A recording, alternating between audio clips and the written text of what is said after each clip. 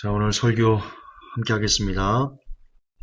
오늘 사도행전 강의하는 날인데요. 어제 제가 설교를 준비하다가 몸이 잠깐 고돼가지고 놓친 부분이 있습니다. 그 연결해서 오늘 묵상해서 설교를 만들어서 어제 하려고 했던 설교 마태복음 강의 75탄 오늘 하도록 하겠습니다. 제목은 낙심 그래서 뭐인데요. 특별히 오늘 설교는 지금 현재 절망적인 환경 가운데 계신 성도님들, 그리고 낙심할 수밖에 없는 그런 아픈 환경 가운데 계신 분들이, 그런 성도님들이 함께 했으면 하는 설교입니다. 부디 이 설교가 여러분의 괴로운 심정에 얼마나 큰 도움이 되겠습니까마는 그래도 조금이나마 위로가 되고 힘이 되고 하나님을 바라볼 수 있는 어떤 환경이 아닌 하나님을 바라볼 수 있는데 일정 부분 도움을 줄 수 있는 설교였으면 좋겠다 하는 마음을 먼저 드리고 설교하겠습니다. 오늘의 본문입니다. 마태복음 10장 29절에서 31절입니다. 마태복음 10장 29절에서 31절 다 찾으신 줄 알고요. 제가 대독하겠습니다. 참새 2마리가 한 아사리온에 팔리는 것이 아니냐? 그러나 너희 아버지께서 허락지 아니하시면 그 하나라도 땅에 떨어지지 아니하리라. 너희에게는 머리털까지 다 세신 바 되었나니 두려워하지 말라. 너희는 많은 참새보다 귀하니라. 오늘 성경은 하나님께서 성경을 통해서 우리에게 말씀하십니다. 내가 널 알아. 내가 널 알아. 너의 환경도 알고 너의 마음도 알아. 네가 지금 걸어가고 있는 그 고통의 시간도 내가 알아. 모두 알아. 나는 심지어 너의 머리털까지 세는 전능자 하나님이셔. 이렇게 말씀하십니다. 이 말씀을 읽고도 우리는 낙심합니다. 저도 낙심하고요. 사람은 낙심합니다. 이유는 단 하나밖에 없습니다. 우리가 마태복음 10장 29절 31절을 확실하게 우리 영혼에 새길 정도로 그 말씀을 믿지 못하기 때문입니다. 그렇습니다. 근본적인 이유는 거기에 있습니다. 그러나 외부에서 드러나는 그리고 일반적인 낙심에 대한 이유들을 또 한번 다른 관점에서 설명해 보고 싶습니다. 우리는 낙심합니다. 저도 낙심하고요. 여러분도 낙심합니다. 왜 낙심합니까? 왜 사람들은 낙심합니까? 왜 크리스찬들은 낙심합니까? 답은 우리가 원하는 바를 갖지 못했기 때문에 우리는 낙심하는 겁니다. 우리가 욕망하는 거, 바라는 거, 갖고 싶은 거, 뜻한 거, 계획한 거, 그런 것들이 우리의 뜻대로, 계획대로, 우리의 원대로 이루어지지 않기 때문에 우리는 낙심하는 겁니다. 그렇지 않습니까?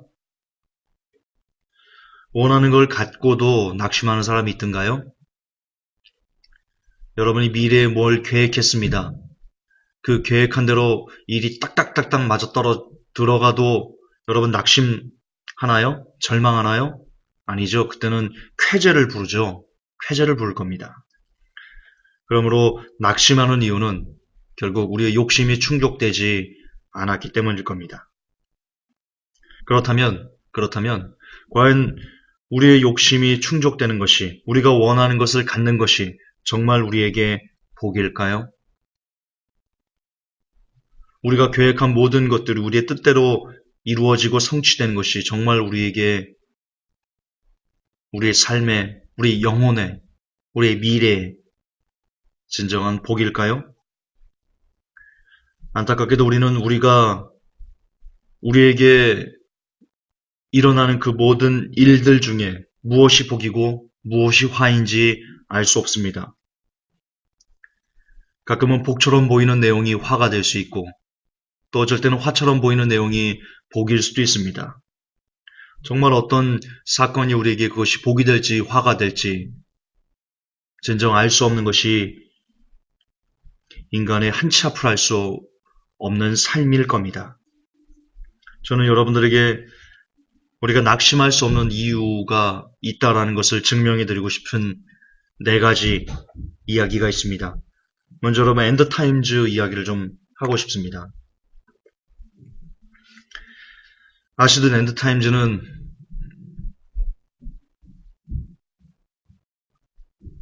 또 쿵쿵대는구나. 아시든 여러분 엔드타임즈는 금전적으로 어렵습니다. 그리고 제가 오프라인을 다시 시작하면서 너무 많은 몸에 무리도 가고 있는 것이 사실입니다.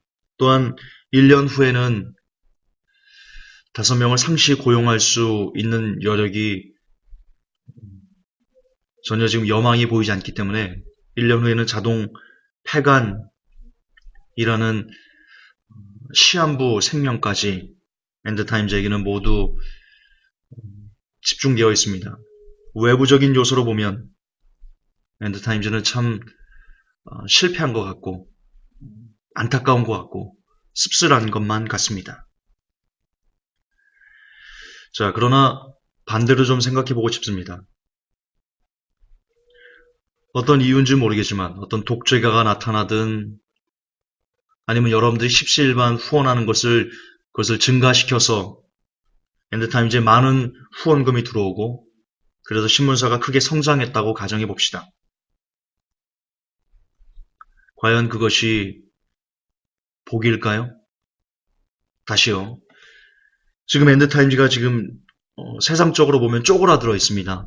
인력도 형편없고 발행하는 발행인은 건강이 좋지 않고 금전적으로도 어렵고 이렇게 보면 그냥 인간적인 눈으로 봤을 때 참 안쓰럽다. 실패다. 이렇게 볼 수 있는 어떤 여건들이 형성되어 있죠. 그러나 과연 지금 이 모습이 엔드타임즈의 이런 열악한 모습이 화일까요? 반대로 거듭반복하지만 아까도 설명했지만 누군가가 독재가가 나타나든 아니면 성도 여러분들이 십시일반으로 이 엔드타임즈를 후원하는 사람들이 많아져서 아주 많아져 수백 명, 수천 명 그렇게 돼서 그럴 리도 없겠지만 어쨌든 그렇게 돼서 신문사가 커졌다고 합니다. 상시 5명도 막 고용하고 10명도 막 고용하고 그래서 경력 직원들도 많기 때문에 제가 특별히 글 쓰지 않아도 저는 방향만 딱딱 짚어줘도 그들이 알아서 그래서 저는 설교나 목회나 전념하고 그렇게 해서 엔드타임즈가 커졌다고 봅시다. 그러면 그게 과연 복일까요? 그 자체가 복일까요? 여러분 이제 1년 후가 되면요. 인터넷 신문 약 90%가 없어집니다. 지금 현재 6,000개의 언론사가 등록이 되어 있는데요. 그 중에 90%가 없어집니다. 정부가 왜 없애는 줄 아십니까? 여러분 정부의 논리를 제가 지금 길어서 그거는 이 언론적인 거니까 나중에 기회가 되면 제가 설명해 드리겠지만 지금 정부가 인터넷 신문을 재갈 물리는 그 이유가 너무나 형편없습니다.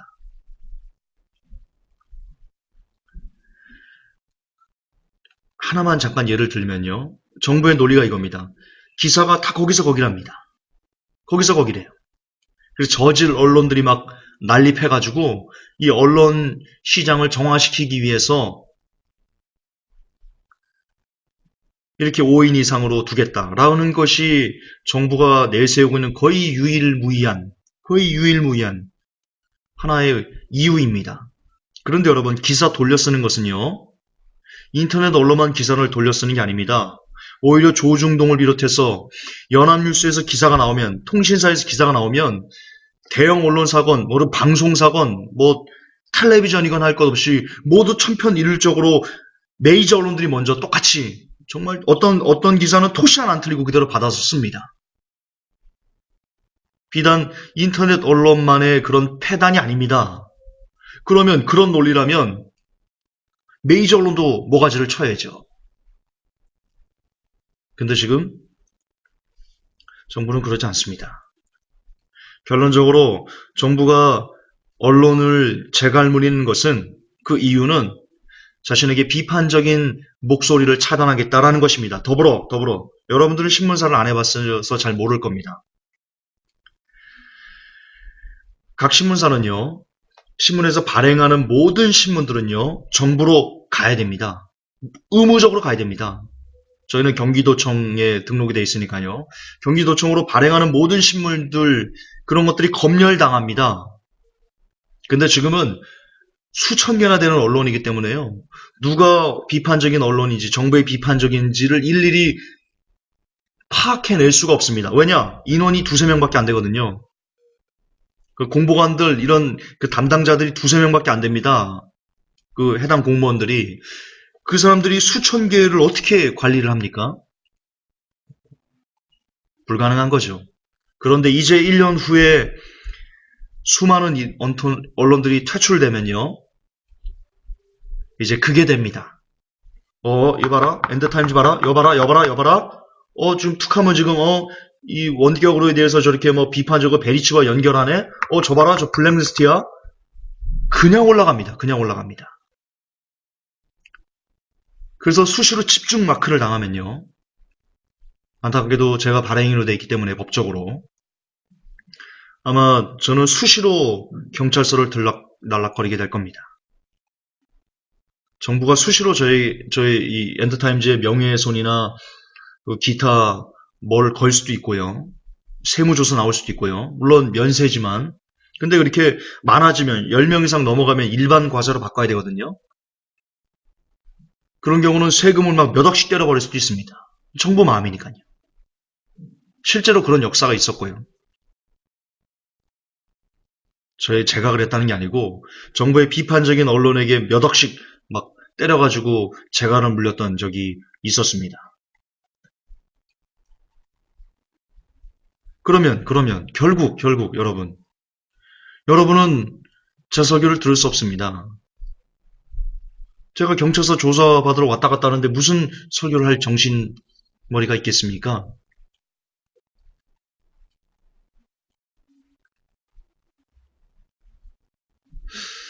그러므로 지금 엔드타임즈가 이렇게 실패해서 오늘 내일 하고 산소호흡기 끼고 이렇게 연명하는 이런 모습이, 이렇게라도 지금 연명하고 있는 모습이 절대로 실패도 아니고요, 화도 아닙니다. 마찬가지 이유로 엔드타임즈가 엄청나게 성장하고 신화를 쓰고 인터넷 신문에 신화를 쓰고 후원자들이 많아졌어. 그래서 배로 성장해서 여기저기 주목을 받는 건 역시 그게 복이 아닙니다. 물론 그래서 제가 뭐 경찰서에 불려다니고 그래서 막 어려운 환경에 놓여지는 건 역시 그건 역시 화가 아닙니다. 그걸 통해서 또 뭔가 하나님께서 하실 일이 있겠죠. 우리는 앞날을 모르니까요. 제가 하고 싶은 이야기의 요는 이겁니다. 엔드타임즈 후원을 많이 해서 엔드타임즈를 크게 하지 말아라 이 얘기도 아니고요. 엔드타임즈가 지금 뭐 쪼그라드니까 여러분 후원하세요 이런 얘기도 아니고요. 그냥 아무것도 아니에요. 엔드타임즈가 되든 안 되든 쪼그라들든 성장하든 그 모든 일련의 과정에 우리가 일희일비할 필요가 없고요. 그저 하나님께서 아신다. 하나님이 가장 좋은 것을 인도해 주실 것이다. 라는 믿음만 갖고 살면, 그 믿음만 확실히 가슴에 새기고 심장에 새기고 우리가 살아갈 수 있으면 잘 된다고 기뻐할 필요도 없고 안 된다고 낙심할 필요도 없다라는 것입니다. 여러분의 인생도 마찬가지입니다. 여러분이 뜻하는 어떤 것, 여러분이 뜻하는 무슨 일, 그 모든 것이 인간적으로 보면 안 될 수도 있고 잘 될 수도 있고 성공할 수도 있고 실패할 수도 있습니다. 그러나 그건 역시 실패가 아니요 성공이 아닙니다. 인생은 끝나기 전에는 끝난 것이 아니기 때문입니다. 끝나기 전까지는 끝난 게 아니에요. 그럼 교회도 마찬가지입니다. 교회도. 저는 교회 성도들이 조금 와가지고 절망했던 것이 아닙니다. 그것 때문에 낙심했던 것이 아닙니다. 그 얘기하자면 좀 길고요. 또 괜히 변명하는 것 같고 그냥 두 번 반복하지 않겠습니다. 어쨌든 교회 인원이 많아졌습니다. 지금 현재 성도가 그렇게 많지는 않습니다. 회복교회 오프라인이. 자, 그러면 원래 막 70명, 80명 있다가 지금 한 30명도 안 모이면 이거 실패입니까? 그렇게 우리가 봐야 됩니까? 그래서 낙심해야 됩니까? 그게 지금 화인 겁니까? 자, 반대로 성도가 막 수십 명이 아니고 막 수백 명, 수천 명 오면 그러면 그건 복입니까? 그럼 그 교회 복입니까? 하나님 함께 하시는 겁니까? 옛말에 가지 많은 나무가 바람 잘 날이 없다라는 말이 있습니다. 교회 성도가 많으면 많을수록요. 어쩔 수 없이 구설수에 오를 수밖에 없고 이 모양 저 모양으로 사건 사고들이 발생할 수밖에 없고 그러면 지금 현재 마지막 때인데 어떻게든지 우리가 알곡이 되어서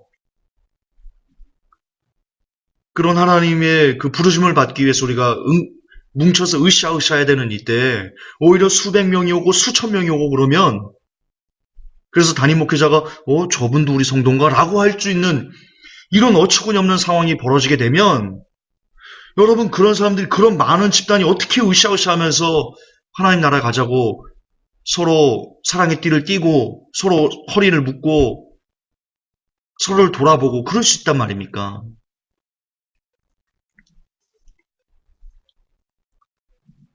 어쩌면 너무나 많은 성도님들 때문에 그분들의 여러 가지 말들 때문에 결국 어찌 보면 회복교회 외침이 멈춰질 수도 있는 그런 안타까운 상황이 벌어질 수도 있는 겁니다. 아무도 모르는 겁니다. 정말 내일 일은 아무도 모르는 겁니다. 그러므로 교회 인원이 적다고 혹은 많다고 기뻐할 필요도 없고 슬퍼할 필요도 없고 그저 그 교회의 분량에 맞게 혹은 그 담임 목회자 혹은 그 교회의 성격에 맞게 하나님께서 다 하십니다. 머리털까지 세십니다. 이 교회는 이 정도의 영혼들이 와야지 그 교회의 정체성을 유지하면서 잘 갈 수 있을 거야. 우리는 모르죠. 우리가 어떻게 해요? 인간 나부랭이들이 그걸 어떻게 알아요? 오직 하나님만 아세요. 하나님만 아세요. 그러므로 지금 회복교회 오프라인에 30명 정도 되는 분들이 오시는 거는요. 이게 지금 하나님께서 회복교회 원하시는 사이즈인 겁니다. 그걸 우리가 막 불평하고 원망하고 하나님 이럴 수 없는 겁니다. 왜? 적게 온다, 거듭 반복하지만 적게 온다고 화가 아니고 많이 온다고 역시 복이 아니기 때문입니다. 우리가 할 일은 그저 하나님께서 주신 것을 베풀어 주신 것을 이끌어 가시는 것을 그저 잠잠히 겸손하게 감사하면서 그저 오늘 하루도 그냥 살아가는 것 그런 삶이 저와 여러분에게 필요한 겁니다. 제가 일전에 많이 얘기했던 모 장로님의 이야기입니다.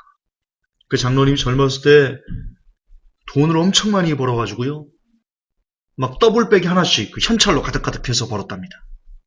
그러자 결혼도 안 한 젊은이가 그렇게 돈을 막 현찰로 막 다발로 보니까 뭐가 들었겠습니까? 이 사람의 교만이 엄청 들은 겁니다. 그래서 온갖 죄악과 착하다 보니까 하나님을 떠났습니다.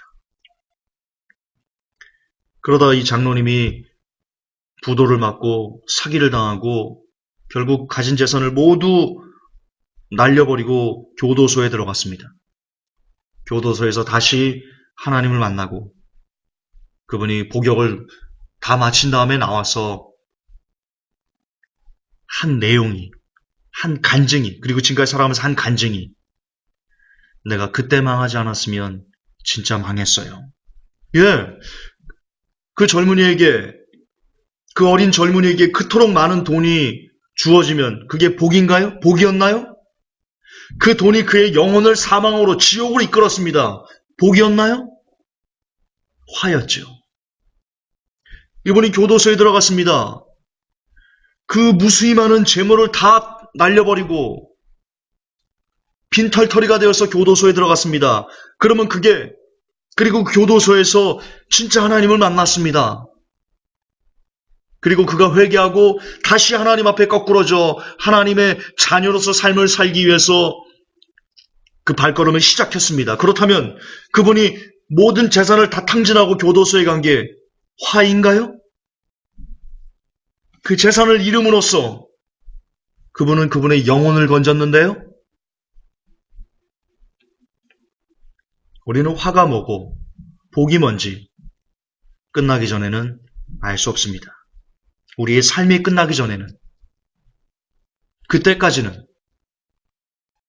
지금 내게 일어나는 이 일이 복인지 환지 절대로 알 수 없습니다. 지금 당장 내 눈에는 내게 일어나는 이 일이 실패고 낭망되고 절망이고 정말 너무나 싫고 두 번 다시 이런 일이 내게 일어나지 않았으면 좋겠어 라고 하는 그런 절체절명의 위기일지 모르겠습니다. 그러나 그것이 지나가고 반드시 지나가거든요. 여러분이 지금 살아있다는 것은 지난 순간 여러분이 죽을 뻔한, 정말 죽고 싶을 정도의 어려운 상황들을 이미 수도 없이 겪었다는 증거거든요. 지금 우리가 산다는 것은. 아닌가요? 여러분 예전에 죽고 싶은 적 없었나요? 우리 중에는 실제 자살이라는 것을 마음에 두고 그것을 실행한 사람도 있을걸요? 비록 미수로 그쳤겠지만. 그런 어려움과 죽고 싶은 환경들이 엄청 많았거든요. 근데도 지금 여전히 살아있잖아요. 그게 인생인데요. 수도 없이 죽고 싶기도 하고 괴롭고 고통스럽고. 그러나 오늘 우리는 여전히 스탠딩맨입니다. 서 있습니다. 그게 중요한 겁니다. 그게 중요한 겁니다. 그리고 오늘 내가 서 있을 수 있다면, 오늘 내가 스탠딩맨이 될 수 있다면 이후에 과거처럼 죽을 것 같은 그런 힘든 상황이 닥친다 할지라도 또 역시 우리는 그것을 극복하고 스탠딩맨으로서, 그리고 나중에는 라스트 스탠딩맨, 마지막까지 서 있는 사람으로서 우리가 존재할 수 있을 가능성이 있다는 것을 증명해 주는 것 아니겠습니까? 끝으로 다윗의 이야기 하나만 더 해드리겠습니다. 여러 번 이야기했던 건데요. 다윗이 사울에게 쫓겨다닙니다. 죽을 고비를 수도 없이 넘깁니다. 그럼 그게 화인가요? 그게 화인가요? 그게 저주였나요? 오히려 다윗은 그때 사울에게 쫓겨서 그의 생명이 위태위태하는 그런 절체절명의 순간에 정말 보석과 같은 시편을 얼마나 많이 썼는지 아십니까? 그 안에, 시편 안에 예수 그리스도를 예언한 그 영적 복이 얼마나 강했는지 아십니까? 반면 다윗이 이제 사울을 이어 왕이 되고 그가 가는 곳마다 승승장구하면서 이기고 성공했을 때, 그의 대적이 아무도 없을 때 그는 우리아를 죽이는 살인자가 됐고 그의 아내를 취해서 아이를 낳는 그런 더러운 죄인이, 더러운 죄악에 그가 빠졌습니다. 그렇다면 그가 이뤘던 성공들, 가는 곳마다 이겼던 그것들이 그에게 복이었나요? 과연? 다윗에게 과연 복이었나요?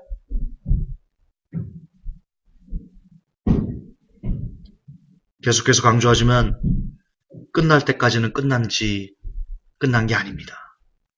우리는 무엇이 우리에게 복인지 모릅니다.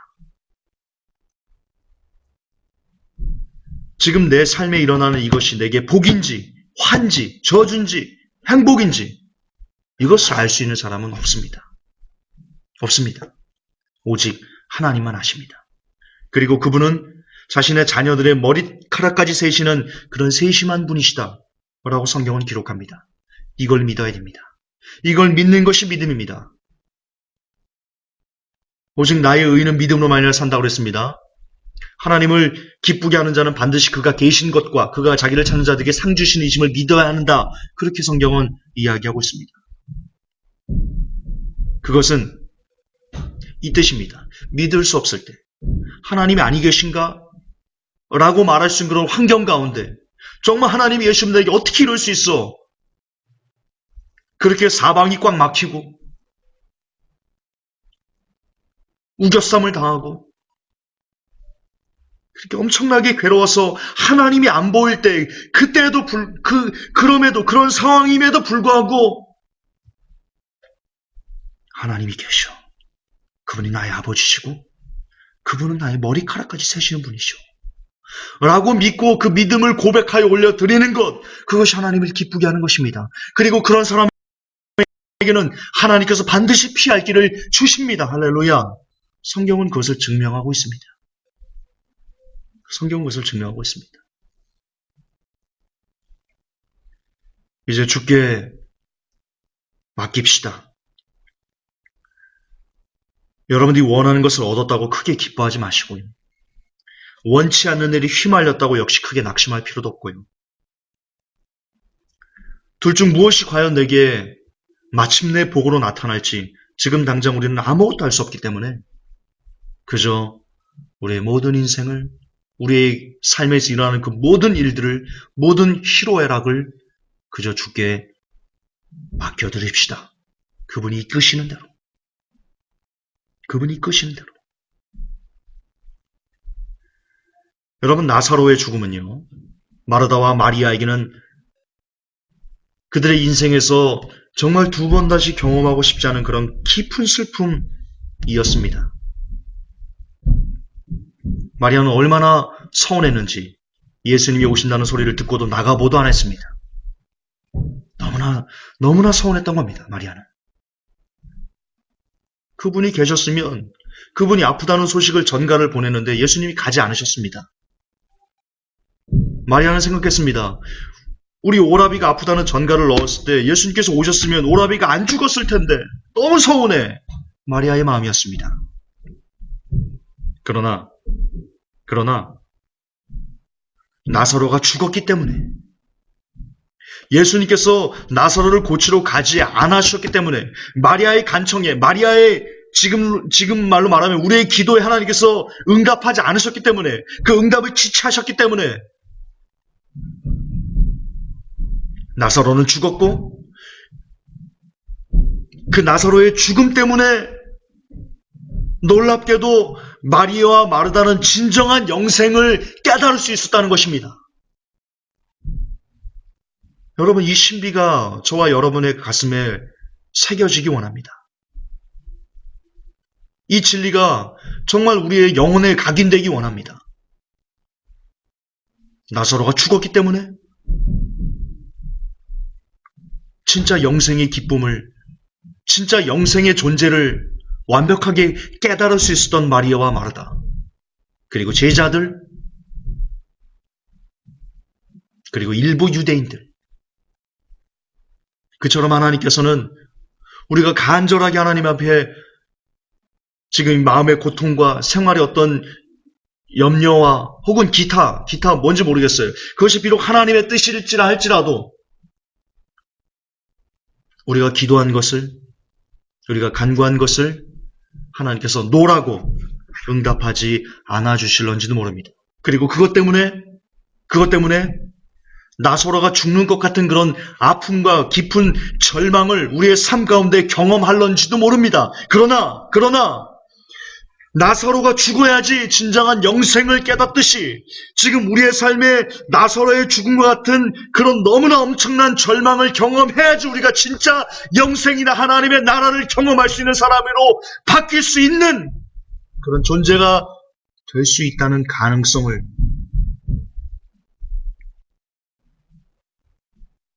저와 여러분들은 주의 깊게 기억하셔야 될 것입니다.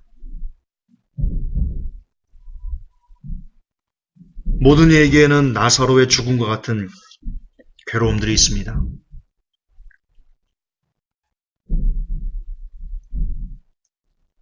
그러나 그 괴로움과 죽음이, 그 엄청난 절망과 고난들이